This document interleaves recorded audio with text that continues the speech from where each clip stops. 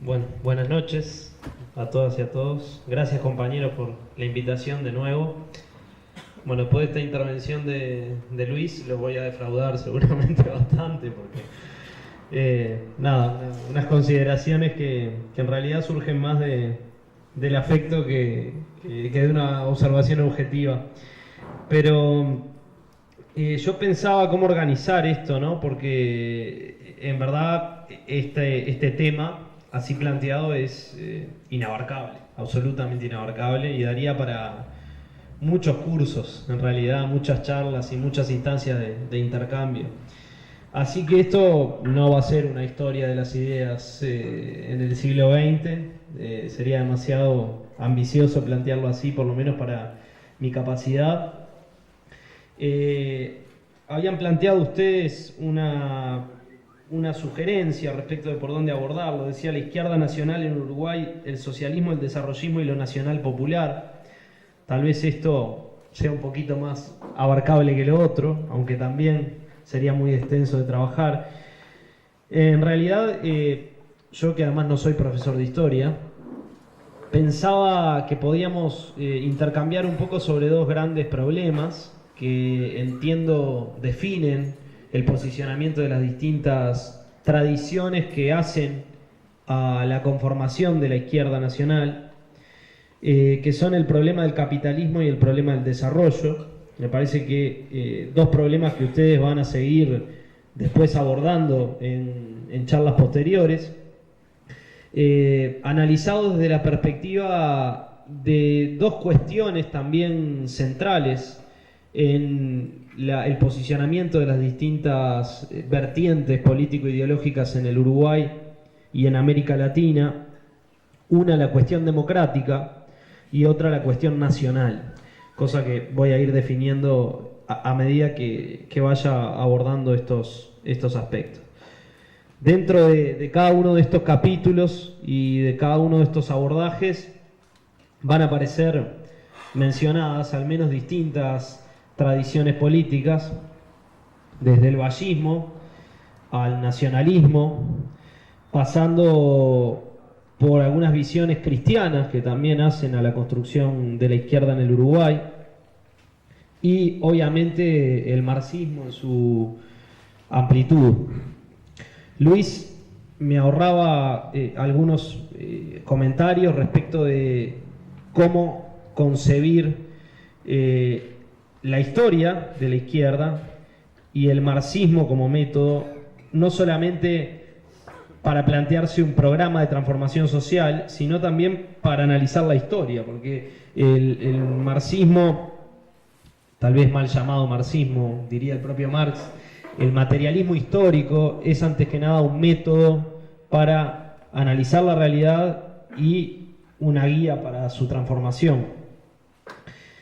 Y yo, que me considero un materialista histórico, pienso esa clave desde América Latina, desde nuestra realidad particular, que de alguna manera le plantea al marxismo europeo algunos desafíos interesantes, lo interpela. Esto es, una visión europea o europeizada, digamos, del marxismo no sería capaz de dar respuesta a todos los problemas de nuestra realidad, sino que necesita ser interpelada por nuestra posición en este mundo capitalista, que es una posición muy particular, y por eso me planteaba como segundo capítulo el del problema del desarrollo. El problema del desarrollo es un problema para nosotros, no es un problema para los países centrales del capitalismo, digamos, nos lo planteamos como problema nosotros. Por eso el desarrollismo surge en América Latina y no en otro lugar, porque es un problema para los países subdesarrollados del mundo y no para los países desarrollados o para los países centrales del sistema. Entonces, arranco por esta cuestión tan grande que sería el problema del capitalismo, y pensar desde allí un poco las distintas tradiciones de la izquierda uruguaya, del pensamiento progresista y del pensamiento popular en Uruguay. Bueno, indudablemente hay un primer posicionamiento sobre esto, que es el de admitir al capitalismo como problema. Decir que el capitalismo es un problema, definirlo como un problema, ya es un posicionamiento crítico, yo diría, en sentido amplio de izquierda, ¿no?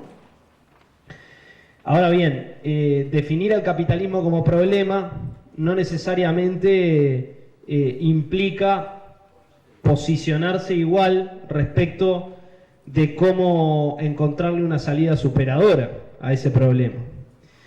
Hay allí una tradición que proviene del marxismo europeo, que es la tradición socialista, comunista, y yo diría también la tradición anarquista, que la emparento acá con el marxismo, más allá de que si me escucha un anarquista me mata.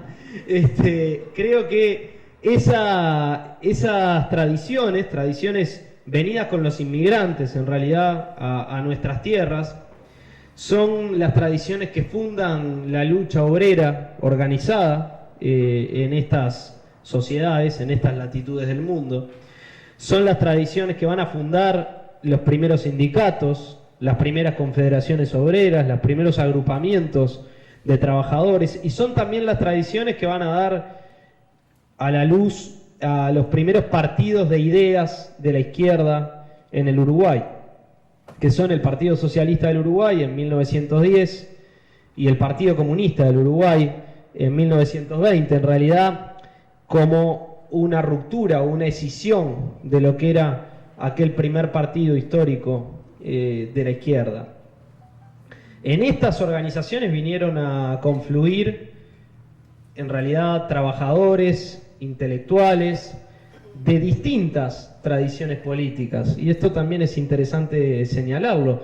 Había por ahí algunos liberales políticos que se hicieron socialistas, había algunos anarquistas que devinieron también a la fundación de esos partidos, y el quiebre de 1920 es un quiebre que tiene como cuestión central, o como cuestiones centrales, estas dos cuestiones que yo mencionaba al principio, la cuestión democrática y la cuestión nacional. Es el posicionamiento del partido, en ese momento el partido, respecto de las 21 condiciones de Lenin, o sea, respecto de la Revolución Rusa, respecto de ese proceso histórico que convulsionaba a la humanidad, y respecto de cómo relacionarse con ese proceso revolucionario, ¿no? La definición que toman los que pasan a formar el Partido Comunista es suscribir esas 21 condiciones, acompañarlas. Eso implicaba, entre otras cosas, pasar a denominarse Partido Comunista, pero implicaba además una referencia central en Moscú, ¿no? Este es un debate que va a permanecer en la historia de la izquierda uruguaya por mucho tiempo, y que va a tener incidencias durante muchísimo tiempo. La organización del partido de clase, por llamar de alguna manera, el partido de la clase trabajadora o de la clase obrera, en la definición que inicialmente tenían estos partidos y que además va a adoptar históricamente el Partido Comunista, la organización del partido va a estar muy incidida por ese posicionamiento respecto de un fenómeno que no era nacional, digamos, sino que era el fenómeno de la Revolución Rusa como primer gran ensayo de las ideas marxistas y su aplicación práctica. Entonces digo, estas dos grandes organizaciones yo las coloco dentro de una misma matriz, que es esa matriz marxista europea, y ambas organizaciones van a estar tensionadas a lo largo de su historia por el debate sobre lo nacional y por el debate sobre lo democrático. Estas dos cuestiones que yo planteaba. El posicionamiento respecto del capitalismo en ambos casos es claro, es un posicionamiento radicalmente crítico, es decir, la sociedad capitalista, el modo de producción capitalista debe ser sustituido por otro modo de producción que no esté basado en la explotación del hombre por el hombre, que es la histórica definición del marxismo. La forma de lograrlo es capaz que el debate que va a atravesar y que sigue atravesando a la izquierda revolucionaria, por decirlo así, aquí y en todo el mundo. el debate sobre si es posible transitar ese camino por aproximaciones sucesivas, hacerlo de a poco, hacerlo gradualmente, hacerlo por la vía de reformas que no necesariamente se opongan a la idea de la revolución, sino que construyan la revolución en etapas sucesivas, o la idea del cambio revolucionario como un cambio que implica la toma del poder político y la extensión de ese poder político al poder económico y a la construcción del poder social en general. Ese debate es un debate que yo creo que la historia ha laudado a favor de los planteos de procesuales, ¿no? De los que dicen, esto no se resuelve en un día, ni en un acto, ni en una decisión. Nadie lo planteó así nunca, ¿no? Lo estoy caricaturizando un poco. Pero digo, no es una cuestión de toma del poder, sino en todo caso una cuestión de construcción de poder. Y la construcción del poder, y esta me parece una clave central para los que queremos hacer política en cualquier momento histórico, la construcción del poder es siempre un proceso, y es siempre un proceso colectivo, nunca una toma individual, ni nunca una toma ni siquiera sectorial de algo que ya está construido y ya está dado. O sea, el poder no es un fetiche que se toma, el poder es una realidad que se construye y que además es dialéctica, ¿no? Está atravesada por contradicciones permanentes. Por esto las revoluciones son permanentes o no son revoluciones, porque lo que se estanca, lo que de alguna manera queda enclavado en un lugar con una determinada característica y no se repiensa y no se reconstruye, deja de ser revolucionario, ¿no? Y pasa a ser conservador. En el mismo acto de proclamarse como lo nuevo, pasa a ser lo viejo. Y ese es un problema que me parece que es absolutamente actual. Es actual para nosotros, es actual para todos los que estamos tratando de hacer algo que implique cambio, que implique transformación en nuestras sociedades. Entonces, decía, en estas tradiciones el capitalismo es un problema y el capitalismo es un problema a ser superado. Es un problema a ser superado básicamente porque se caracteriza la sociedad capitalista como una sociedad injusta, como una sociedad irracional en su forma de organización y de funcionamiento, y como una sociedad que básicamente impide el desarrollo del ser humano, ¿no? Lo inhibe, lo dificulta, lo obstaculiza. Y esto me parece que es fundamental en la historia de la izquierda uruguaya, más allá de que van a aparecer otros planteos y que van a venir a conformar ese gran cauce de la izquierda, que no necesariamente van a asumir una posición anticapitalista. Esta matriz es una matriz muy instalada en las organizaciones de la izquierda, no solamente en los partidos de ideas y en las nuevas organizaciones que se han creado un poco desde esa matriz conceptual, sino también en las organizaciones sociales históricas de la izquierda, ¿no? Nuestra central de trabajadores, la que tenemos actualmente y las que tuvimos antes, han tenido en general una matriz nítidamente anticapitalista que no han tenido otras centrales de trabajadores en el mundo. Esto también hay que decirlo porque hace a la construcción de la identidad de la izquierda uruguaya, asumida no solo como izquierda política, sino también como izquierda social, o como política en el sentido amplio, ¿no? Que es, son los partidos, pero son también las organizaciones sociales que forman parte del campo popular. Obviamente que el siglo XX no va a estar marcado en el Uruguay solamente por esto.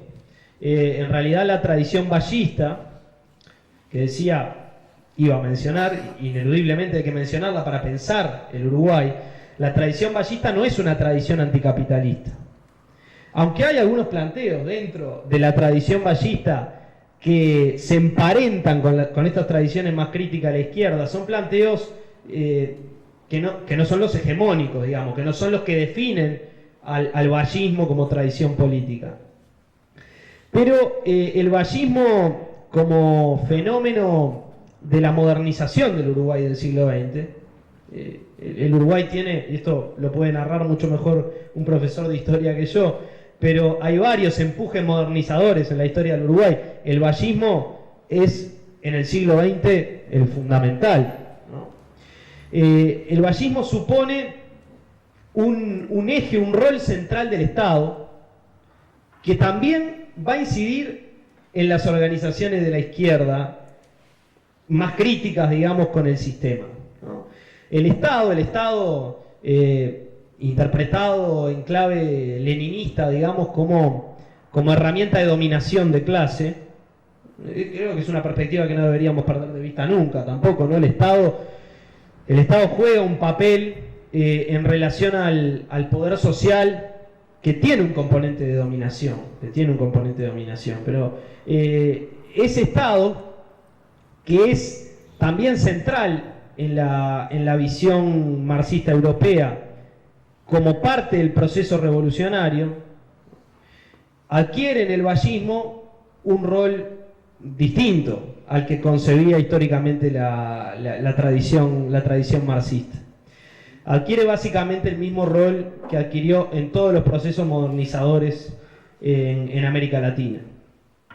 Un rol de empujar el desarrollo de las fuerzas productivas, un rol de organizar la sociedad según un modelo, una perspectiva del desarrollo, y acá voy a pasar también a la segunda cuestión, al segundo problema, y un rol que además promueve en este caso la conformación de un segmento de la clase trabajadora que no existía. Las llamadas clases medias, las capas medias, para decirlo en lenguaje marxista, pero eso que nosotros tenemos tan asumido como clase media en el Uruguay, está muy ligado al empuje vallista. Básicamente se construyen en torno al Estado, en torno a la burocracia del Estado, ¿no?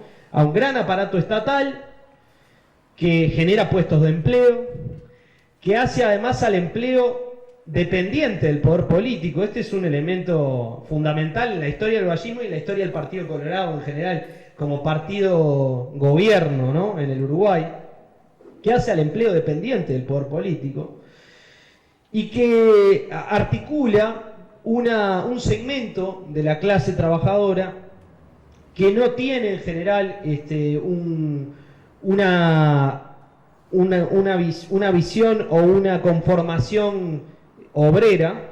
Sí hay un componente obrero de esto, pero hay un componente de trabajadores no obreros, digamos, que es el principal, asociado a la burocracia del Estado, que tiene mucho que ver con nuestra idiosincrasia, ¿no? Esa sociedad amortiguadora de la que hablaba Carlos Real de Azúa tiene que ver con este proceso de construcción de los segmentos medios de la clase trabajadora en el Uruguay.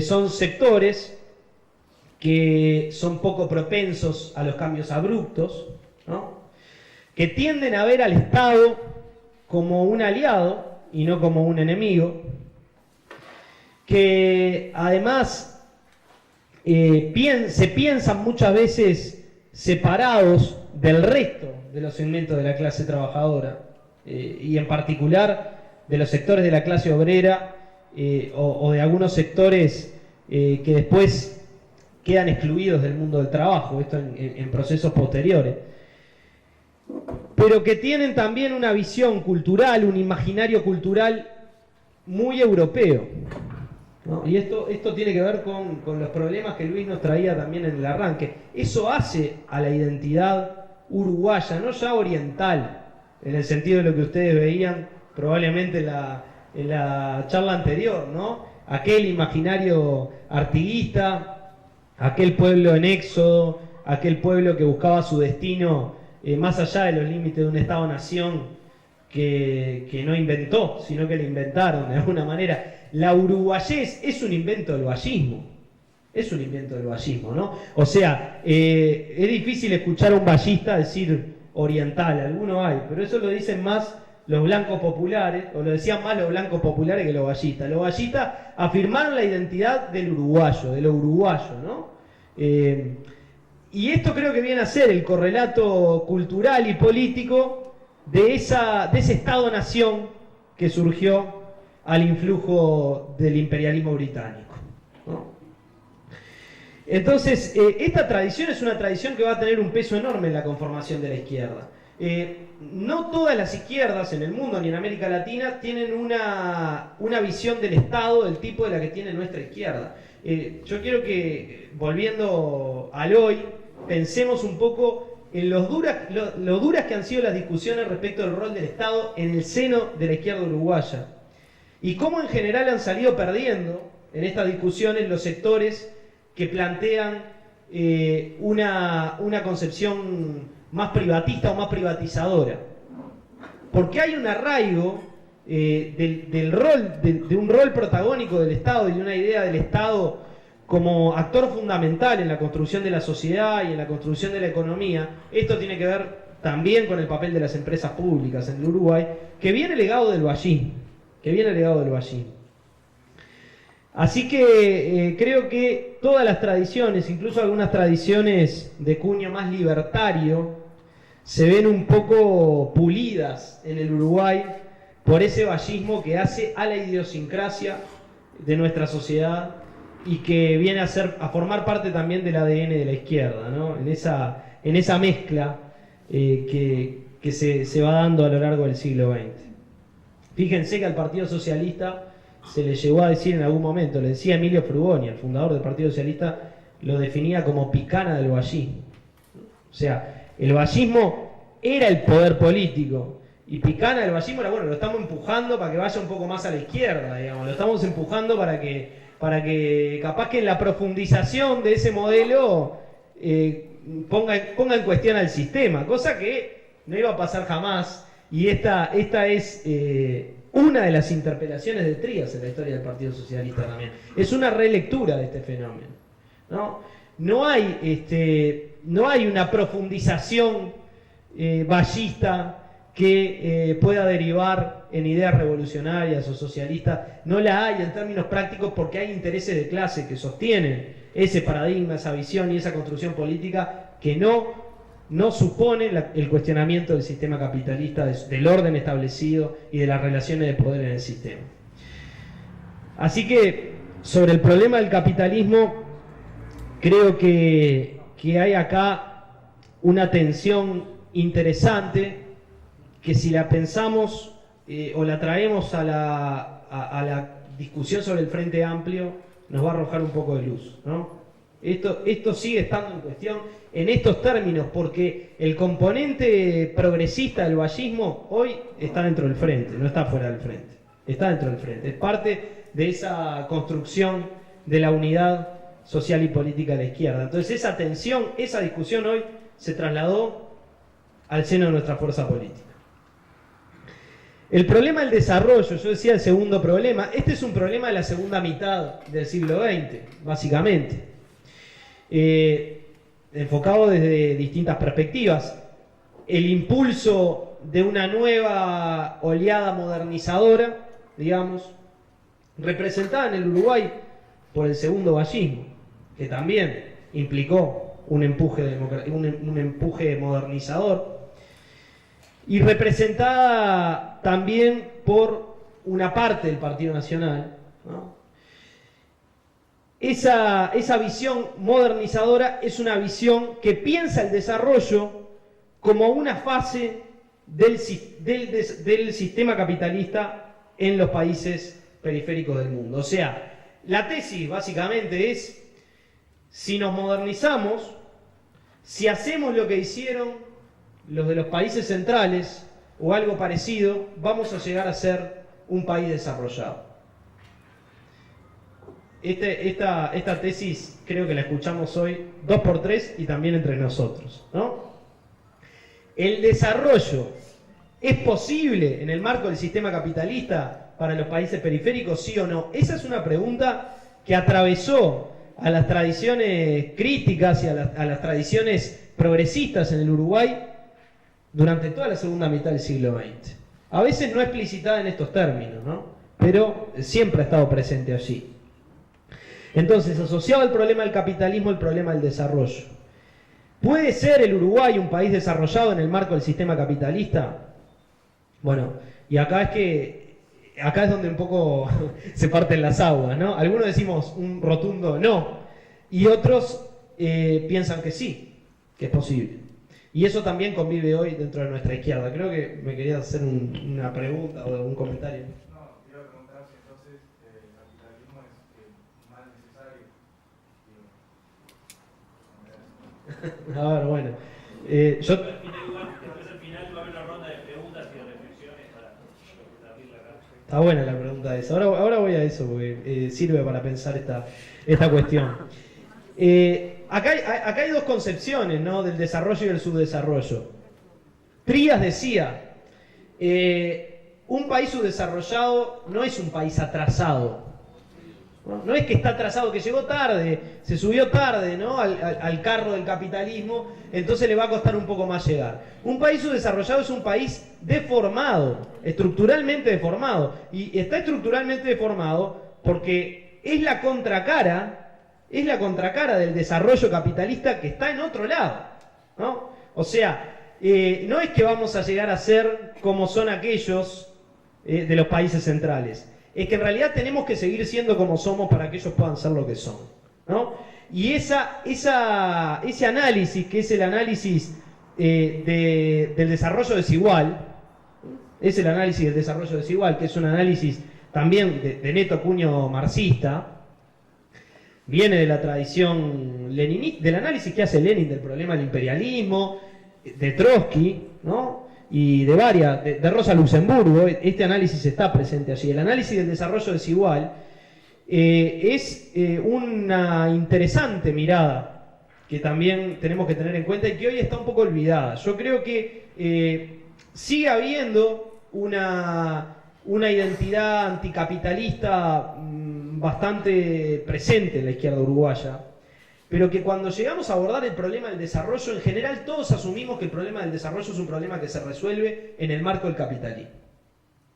Que en todo caso lo que nosotros estamos haciendo es tratar de llevar al Uruguay al desarrollo.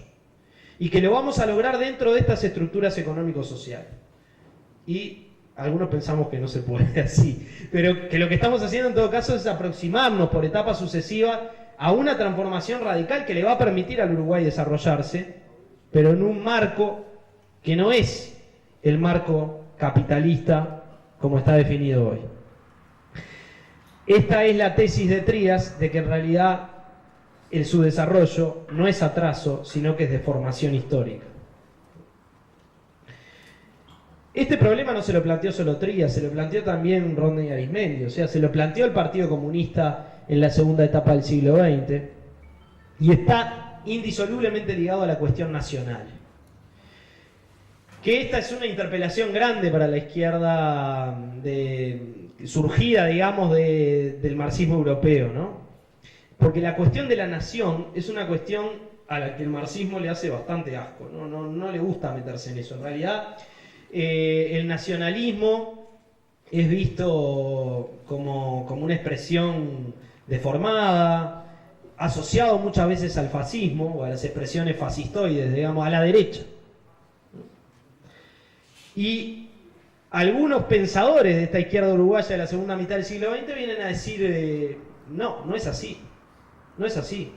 Si nosotros queremos pensarnos, si nosotros queremos pensar el cambio en el Uruguay, tenemos que pensar la nación como un destino. Tenemos que proponernos ser nación, porque no somos nación. Somos un país, somos una república, pero no somos nación, ¿no? Y para ser nación necesitamos un sujeto social que sostenga un proyecto nacional. Y ese sujeto social, en los países subdesarrollados, no puede ser una burguesía nacional que no existe. Entonces, este es el debate de la izquierda, de las tradiciones progresistas, populares en la segunda mitad del siglo XX. ¿Con qué burguesía nacional vas a hacer el desarrollo si no hay burguesía nacional? Si no hay, ni va a haber burguesía nacional, que esa es capaz que la más dura, ¿no? La de decir no va a haber. ¿Qué sería una burguesía nacional? Esta es una pregunta interesante para hacerse. Una burguesía nacional es una burguesía local, vernácula, digamos, originada en el país. No es esa la cuestión, no es si el tipo tiene la cédula de identidad de la República Oriental de Uruguay o no. Es si sus intereses son intereses que están identificados con los intereses de la nación. de la nación como un sujeto soberano en el mundo, no como un objeto de dependencia política, económica y social. Y esta es la conceptualización del problema del desarrollo desde una visión que recoge el análisis marxista del desarrollo desigual y combinado y la tradición nacionalista también. Trías decía, no se puede ser nacionalista sin ser socialista, ni se puede ser socialista sin ser nacionalista. En esto, el enfoque que hace cierto nacionalismo católico también, de la Metol, ¿no? Alberto Metol Ferré, el análisis y el enfoque de Metol Ferré, tiene muchos puntos de contacto con el enfoque de Trías. Pensar la nación, él habla del Estado continental como una necesidad, como una expresión política de la nación. Pensar la nación es pensar la integración en términos de patria grande. Y pensar la integración en términos de patria grande, esta sería la tercera etapa del razonamiento, más para la tradición marxista, es pensar la superación de la dominación, de la dependencia capitalista de estas latitudes del mundo. Entonces, la construcción de la nación es una tarea revolucionaria y la construcción de la nación está íntimamente ligada a un programa antiimperialista y anticapitalista. Y de esta síntesis histórica surge el Frente Amplio. Surgen primero otros intentos de unidad a la izquierda, ¿no? El Fidel, encabezado por el Partido Comunista, aquel invento de Trías con Erro, que yo siempre me confundo si es la Unión Popular o la Unidad Popular, la Unión Popular, siempre lo digo mal, y vieron que ahora ese error no es un error menor. La Unión Popular, a Trías le gustaba juntarse con los blancos populares, tenía una predilección por eso, y esos blancos populares vinieron a fundar el Frente también, ¿no? O sea, esta convergencia entre la propuesta de unidad a la izquierda del Partido Comunista y la propuesta de unidad a la izquierda del Partido Socialista, que eran distintas. La del Partido Socialista en realidad era una unidad con exclusión de los comunistas, y la de los comunistas era una unidad con exclusión de algunas otras tradiciones, por ejemplo de los blancos populares, ¿no? De esa simbiosis histórica, de alguna manera, viene a surgir el Frente Amplio en 1971, con un antecedente fundamental y absolutamente ineludible en el análisis de esto, que es la unidad social, que es la unidad de los trabajadores, ¿no? Que es la CNT, que es el Congreso del Pueblo. O sea, sin eso no hay Frente Amplio. Ahora, esa confluencia de tradiciones se dan en la amalgama de lo nacional popular. Y esta, para ir cerrando, y voy a la pregunta del compañero, esta visión de lo nacional popular es una visión que yo a veces siento un poco desprestigiada en la izquierda uruguaya, y hace en realidad a su identidad histórica. El Frente Amplio se define en su fundación como nacional, popular, progresista, democrático, ¿no? Antiimperialista, antioligárquico. Ser nacional y ser antiimperialista son dos caras de la misma moneda. ¿Qué es una fuerza nacional en esta concepción? Es una fuerza que quiere la nación. Y una fuerza que quiere la nación, lo que quiere es la integración de esa patria grande latinoamericana que nos permite ser nación, o sea, ser un sujeto soberano en el mundo. Y es una fuerza, por ende, que se enfrenta al imperialismo, que es antiimperialista. Y es antioligárquica porque la oligarquía, es decir, la burguesía concentradora del poder económico, esa oligarquía es antinacional. Es antinacional porque en realidad sus intereses son intereses que están directamente relacionados y subordinados a los intereses de las potencias centrales, ¿no? Son los que no han hecho otra cosa en la historia del Uruguay que vender materias primas casi que sin valor agregado, que tener enormes extensiones de tierras subexplotadas, ¿no? Y bueno, el famoso problema del latifundio, ¿no? Que está descrito desde hace muchísimo tiempo. El problema de la estructura de la tierra que debatía Raúl Sendic y que ponía Raúl y los cañeros en el debate público del Uruguay en aquel tiempo. Yo acá no quise en ningún momento obviar lo que fue el proceso del MLN, ¿no? En realidad, el MLN, el Movimiento de Liberación Nacional, en su definición, ya en su denominación, viene absolutamente ligado a esta visión. Es la idea de la liberación nacional y el socialismo, ¿no? La liberación nacional es esto, es la construcción de la nación, y el socialismo no es un agregado, no es un añadido, es que no hay liberación nacional sin socialismo y no hay socialismo sin liberación nacional. Ese planteo, más allá de las tácticas de lucha o más allá de las estrategias de las distintas organizaciones de la izquierda, es el cerno de la construcción de la unidad política y social de la izquierda, como es también el ADN del Movimiento de Liberación Nacional. Por eso cuando se quiere hacer allí un quiebre, como que fueran dos tradiciones distintas que nunca tuvieron nada que ver y que parece que después vino el MLN a agregarse al Frente Amplio, esa escisión es una escisión que no tiene nada que ver con la realidad y con la historia de la izquierda uruguaya. Este imaginario de la liberación nacional y del socialismo es un imaginario que también está presente en la fundación del Frente Amplio, definido como nacional, popular, antiimperialista, antioligárquico. Es esta concepción. No, alguien dice, algunos dicen, y todos decimos, en realidad el Frente es policlasista y no se define anticapitalista. Ahora, ¿cómo te definís antiimperialista si no te definís anticapitalista? Casi que viene del suyo, ¿no? Entonces, esta construcción, yo decía, se sintetiza en lo nacional popular. Lo nacional popular supone que no hay nación sin pueblo, ni pueblo sin nación, ¿no? O sea que para poder construir la nación necesitamos un sujeto popular que la sustente.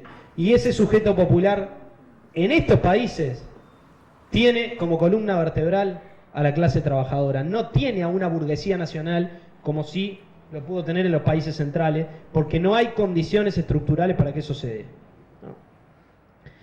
Me parece que este asunto es un asunto absolutamente actual, que el debate sobre la nación es el debate también sobre las condiciones de nuestra democracia, porque no hay democracia sustentable si no hay una nación integrada, si no hay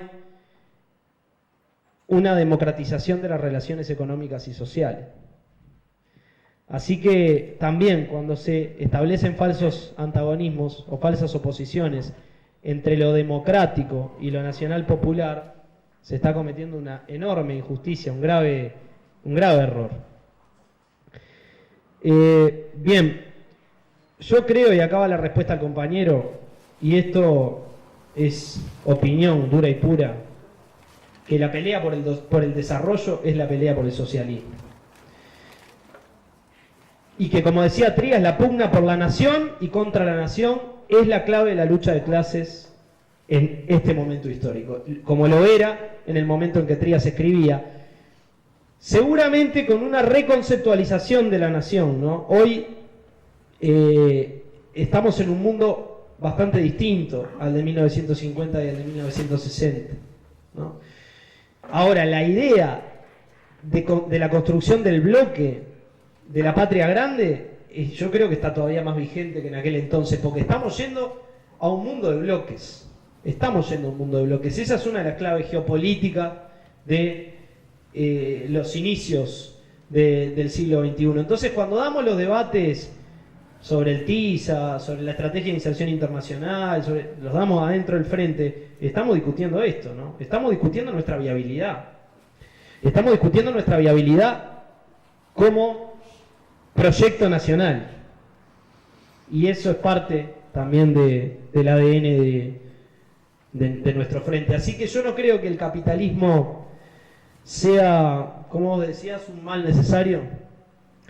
No, yo creo que lo que no se puede es superar el capitalismo con voluntad, nada más. O sea, esto no es decir, salgamos del capitalismo, vamos arriba muchachos, ganamos el gobierno y ahora nos hacemos, cambiamos las estructuras, no. Porque además no es un proceso que pueda darse en un solo lugar. Es un proceso que tiene que construir condiciones históricas para avanzar en el plano internacional. Porque el capitalismo está muy transnacionalizado, cada vez más transnacionalizado. Siempre tuvo, ¿no?, una tendencia globalizadora, digamos, pero eso está cada vez más acentuado. Y entonces la rosca, digamos, de poder económico, cultural, ideológico que sostiene esto, no es una rosca que vos la desarmes en los límites de un Estado-nación chiquito así, ni siquiera en los límites de un Estado continental, como diría Alberto Metol Ferré, sino que es una lucha que tiene, yo digo, distintas escalas, ¿no? Va desde lo local a lo global y nos necesita, sí, muy firmes desde el punto de vista de nuestras concepciones, porque la dominación capitalista, la dominación imperialista en este siglo XXI, capaz que es más sutil en algunos de sus aspectos, pero es extremadamente dura, ¿no? Mirar lo que sucede con los medios de comunicación, mirar lo que sucede con esos dispositivos de difusión de ideas y de valores, y hasta dónde llegan, y hasta dónde calan en los sectores populares, creo que nos da una dimensión del enorme desafío que tenemos por delante. Ahora, creo que lo que no nos puede pasar es que nosotros nos creamos el verso de que vamos a desarrollarnos en el marco de un sistema que está concebido y que se construye sobre la lógica de esa asimetría, del subdesarrollo como contracara del desarrollo. No somos países en vías de desarrollo, como se dice por ahí. Somos países subdesarrollados. Nos tenemos que reconocer como países subdesarrollados, deformados por la dominación imperialista. Y la vía de salida, la vía de superación de esto, tiene que seguir siendo una lucha que se proponga superar las estructuras que nos impiden desarrollarnos.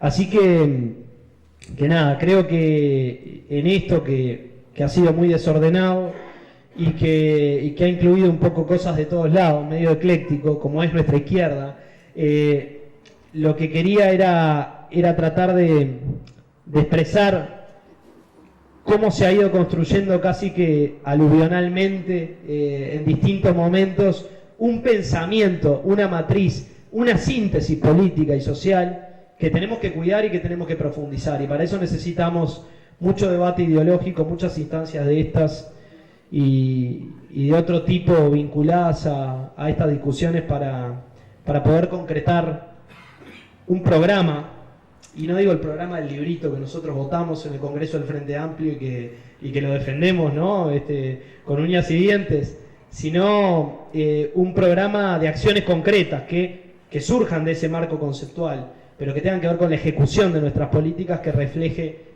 este destino de liberación nacional, este destino de construcción socialista que entiendo debemos plantearnos si queremos transitar hacia el desarrollo, que para nosotros es libertad y solidaridad, porque esas dos cosas son irreductibles y van de la mano, porque una no es posible sin la otra. Gracias, compañeros.